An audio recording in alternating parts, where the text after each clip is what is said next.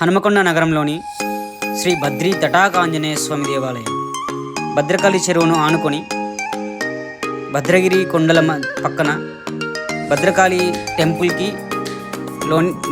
టెంపుల్లోని పార్కులో నుంచి నడుచుకుంటూ వస్తే భద్రకాళి చెరువు మత్తడి పక్కనే స్వామివారి ఆలయం ఉంటుంది.